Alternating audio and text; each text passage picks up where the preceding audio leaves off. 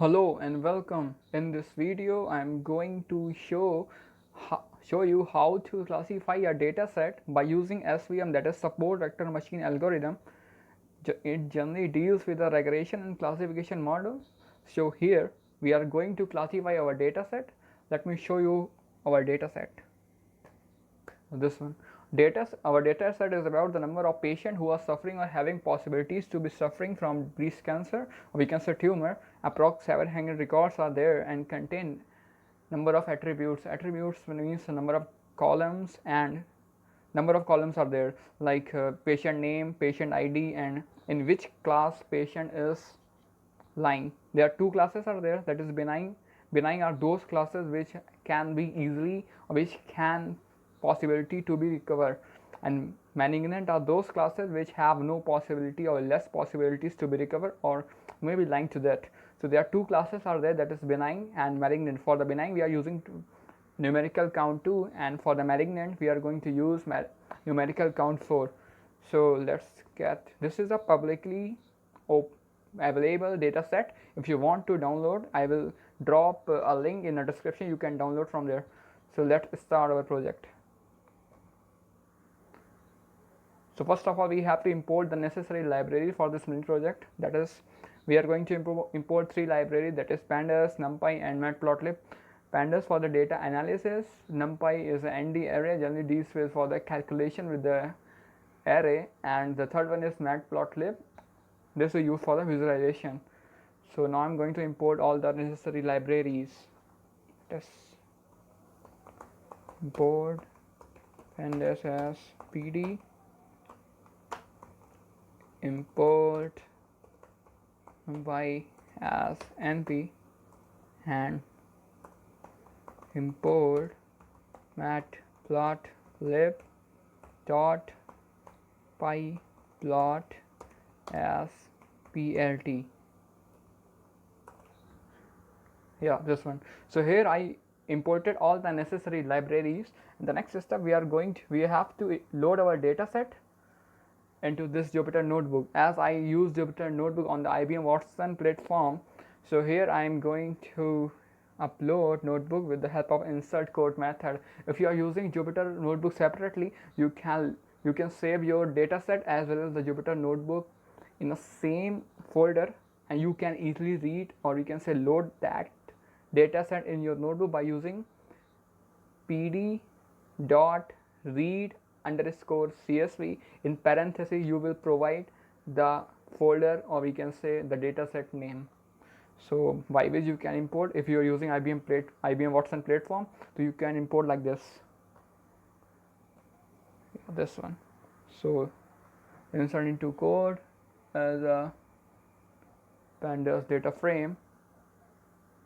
Yeah, so this is automatically generated code by the IBM, and it is saved by default by df underscore data underscore 0.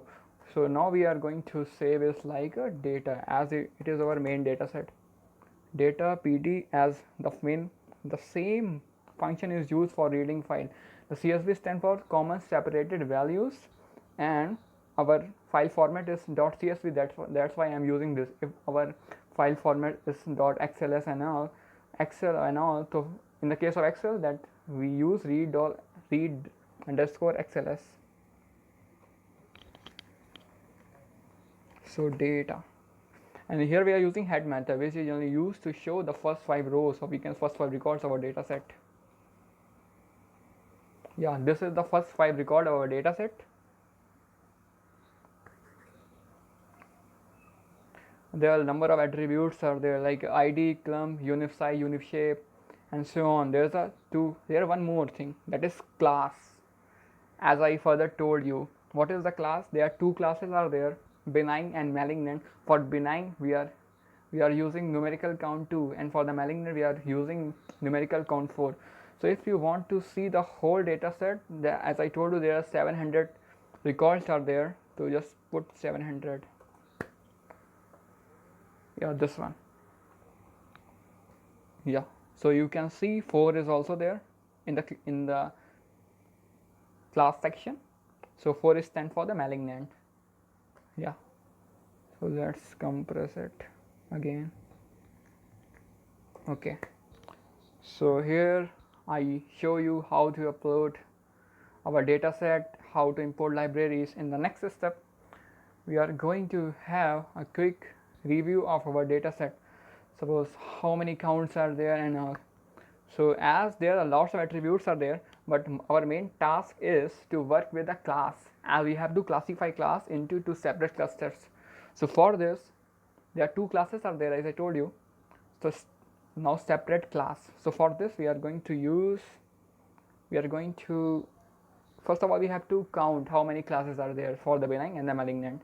So for this we are going to use value count method. Data, from data we are going to take class,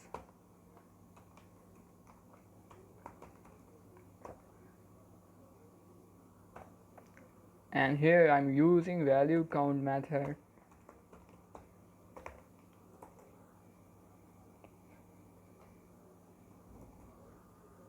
Yeah, this one. So there's 458, means 458 records are benign and 241 records are malignant.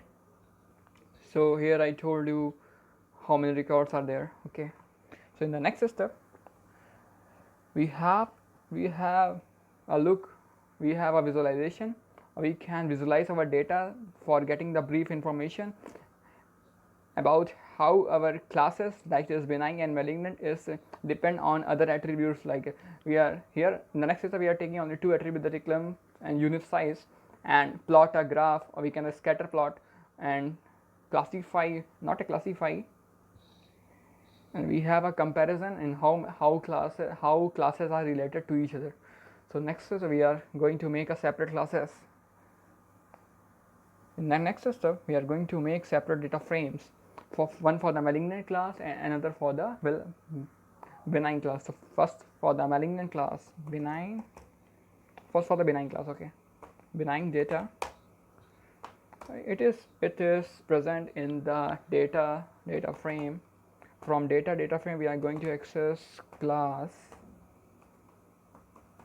where class is equals to 2, as for the benign the numerical value is 2. And the next step for the malignant,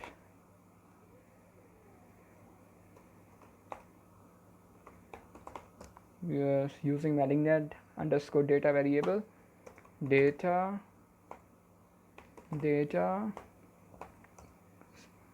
class, and the value for the malignant class is 4.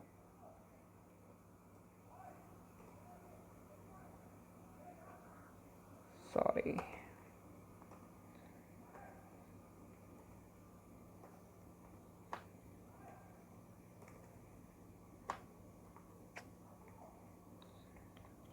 Okay, so here we make a separate data frame for each class, as there are two classes. So in the next step we have to plot these two classes to data frame in a same graph. For this we are using AX attribute. Okay, so this is done, and the next step we are going to plot this. So for visualization we are going to use plot function. Okay, so what data frame are prepared now. So for first we take a variable, and in that variable we are plot benign data, benign underscore data. We are going to use plot function, and the kind of the plot is scatter. You can also use scatter in the place of a scatter, line, bar, histogram, and etc. But scatter will be better when there are more than one attributes. So on the x-axis we can take any two variables, we can take any two attributes. So for the x-axis we can take any attribute from the above, that is unit size and now clump unit size. So I'm going to take clump and unit size. So on x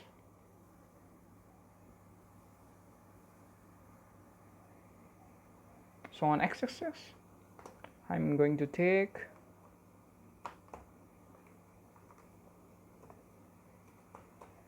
clump.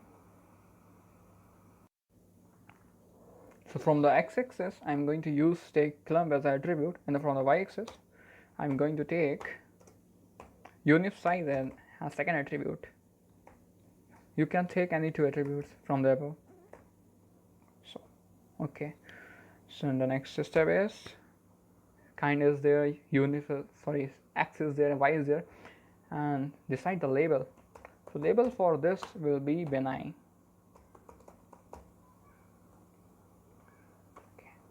You can also specify in which color your scatter will be showing. Suppose I'm going to take green color for our scatter. So for this I have to take one more attribute, that is color, color, color, and in color I take G as for the green. Okay, so this is clear for benign data frame.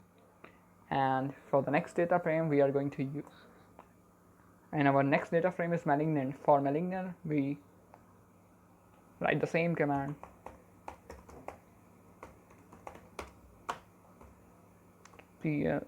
plot kind same as scatter from x-axis, same attributes,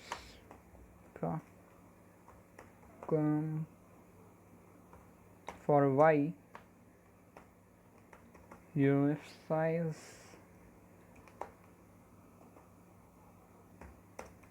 color be red. Okay, if you will not mention your color, all the scatter will be blue by default. Okay, label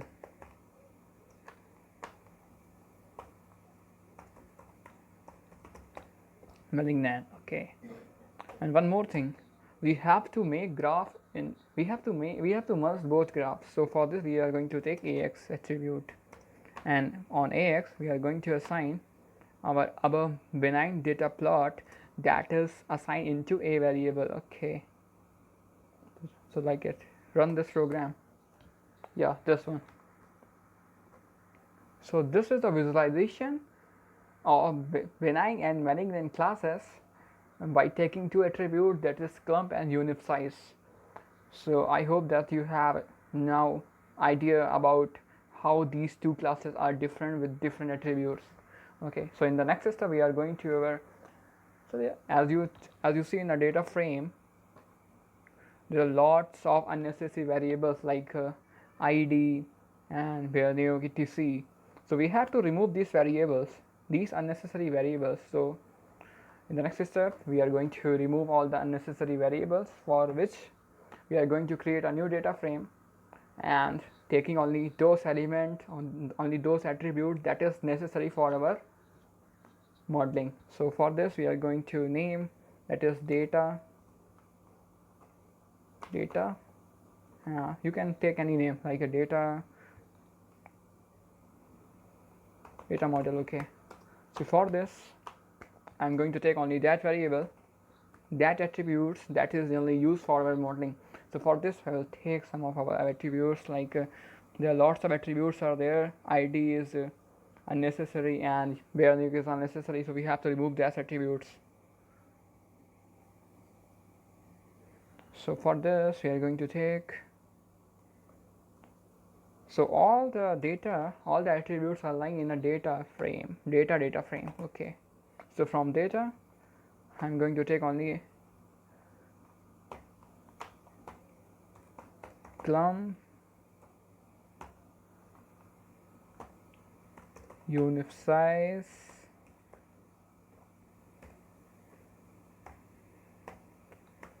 unit shape,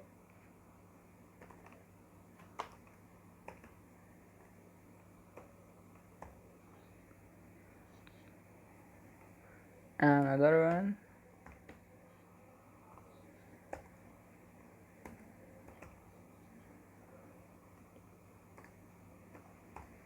and the next one,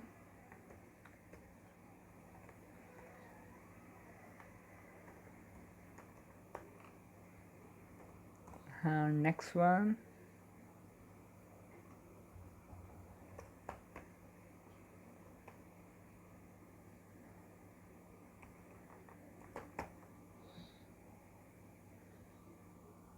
Let me check which one is remaining. Norm, Nuclear, MIT. Okay.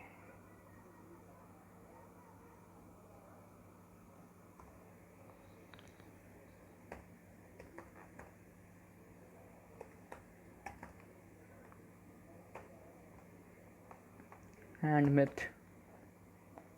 We will not take class because class is our main, we can say, our target attribute. We are targeting on class like classifying purpose, so we are not taking that in this data frame because we use class for the test and train to our model.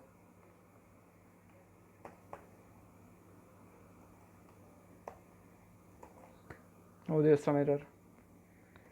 Oh, which is there? Oh.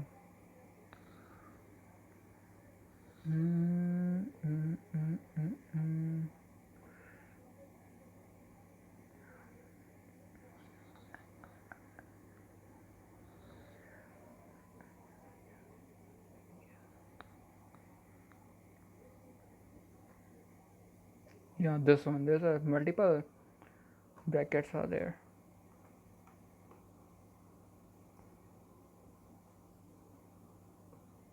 Now run this. Still here. Unit save. Okay. Oh, this is case sensitive, so you should be capital. Yeah, this one. So since there is not any error.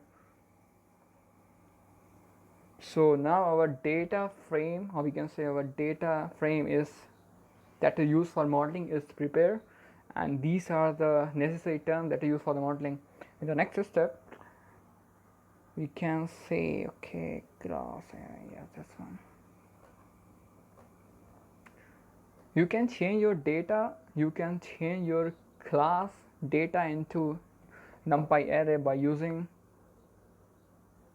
np.asArray function.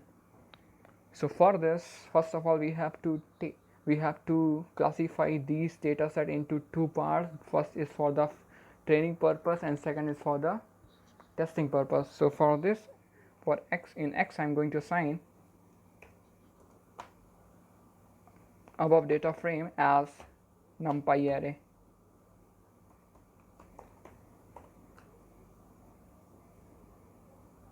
So what is the name of our above data frame is data underscore model, this one. And for the testing phase, we are taking y as a variable and np dot as array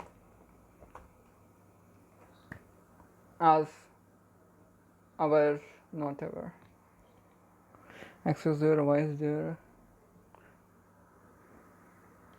Yes, our testing phase will be with the class attribute that is lying on the data class attribute. Okay. So if I run this, yeah, it is successfully run, means there is not any error. So now we remove unnecessary entries from our data set, and now we divide our data set into two parts, that is one x for the testing phase and y for the, sorry, x is for the training phase and y is for the testing phase. So now in the second part, we have to divide our data set into 80-20 ratio for training and test. We have to split our data set into two parts, that is training and test, in 80-20 ratio. So for this we have to import one more library, that is sklearn. So from sklearn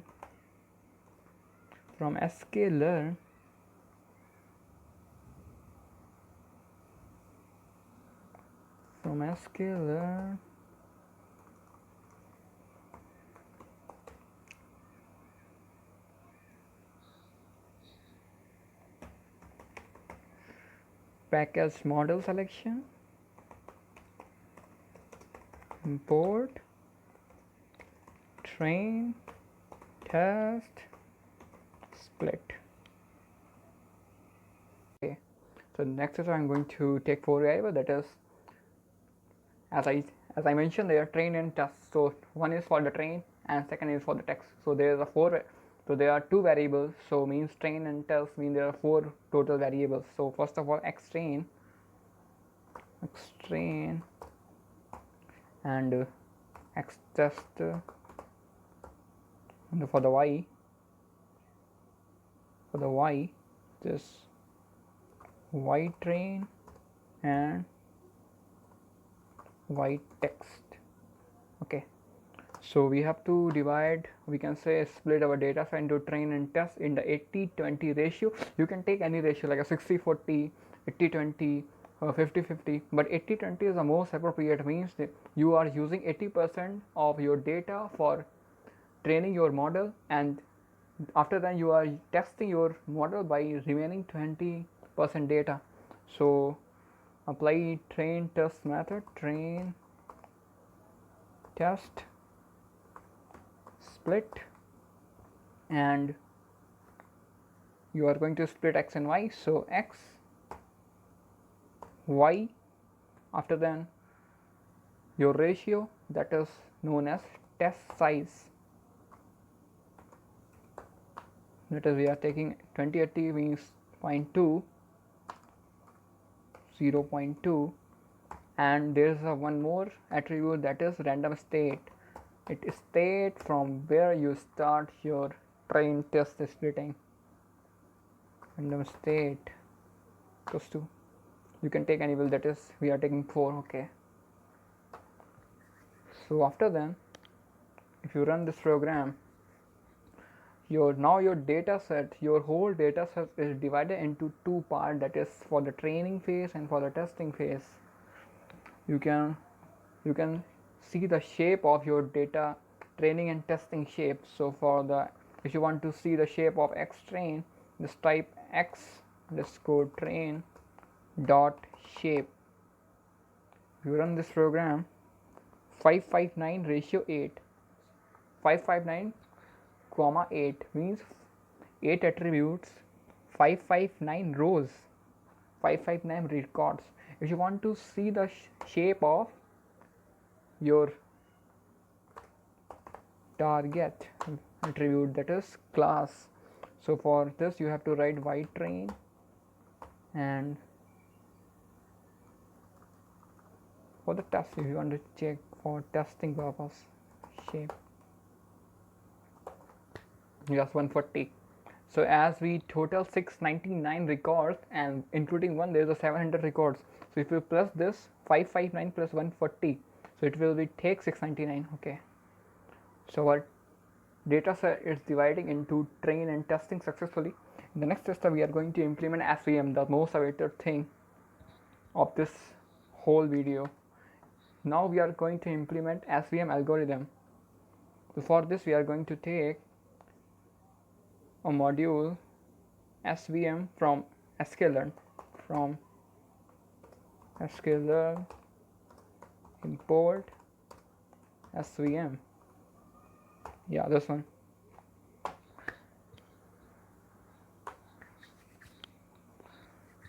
In the next step you are going to build your model. So for this take a variable like model, we are making classifier, so take a classifier name as a variable. Okay, as you are going to make a classifier. So from SVM we are going to take SVC. After then there are 4 kernels are there in the case of SVM, that is linear, non-linear, polynomial or sigmoid. So for this video I am going to take linear.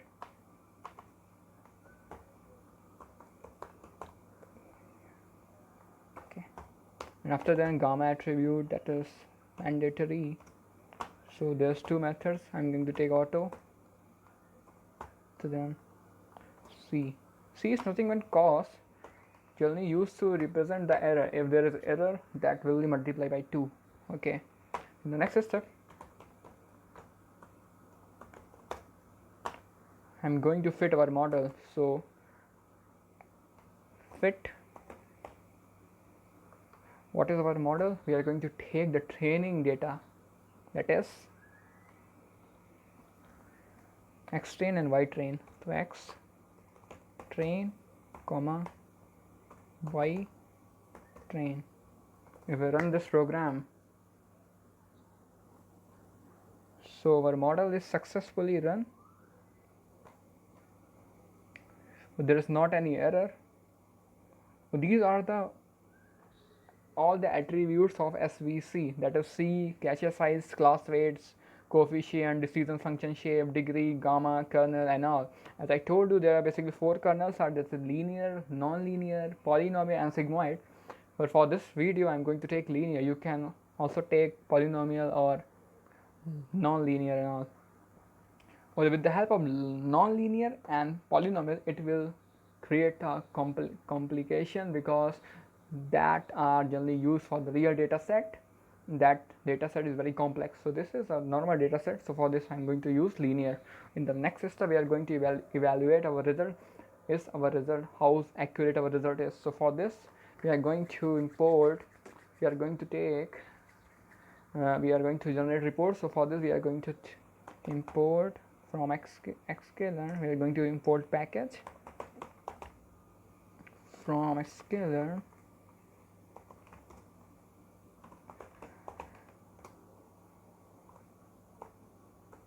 import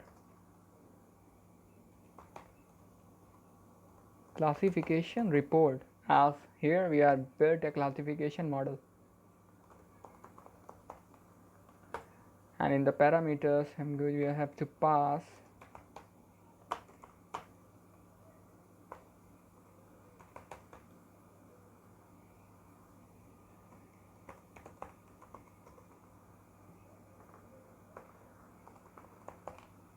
port. In the parameter we have to pass test and predict values. So y test and y predict. As we are here, we want to check the accuracy of our model. If I run this, so there is an error, cannot import classifications report. Okay, from sklearn import classification report. Classification report y test y predict. Is the problem? Cannot import from sklearn imports classification. Oh yes, this one. So we from sklearn, as I told you, in a SVM algorithm there is a confusion matrix. So for this we have to import package classification report from sklearn matrices, not only sklearn. Okay.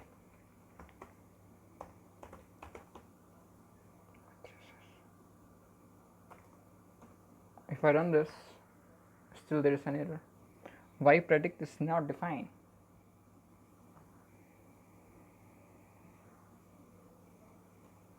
Yeah, there. Actually, we just fit our model, but we did not define y predict. So y predict is nothing but in what value of x test, what is the value of y. So y predict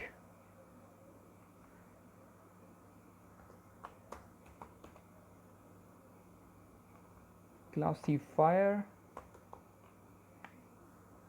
dot predict x text. If I run this, yeah, it is okay.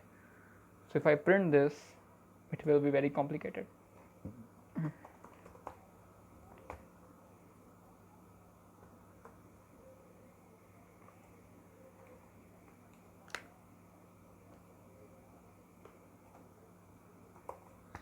Yeah, this one. So if I run this, our model, there's a 4 columns are there. As I told you, the machine learning model evaluation can be done with the help of 4 parameters, that is precision, recall, F1 score, and support. If you don't understand or don't know what is precision, recall, F1 score, and support, there's a link in my blog. I will show you. Okay.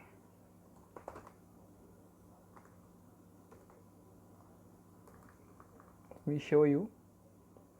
Data science. Okay, that one.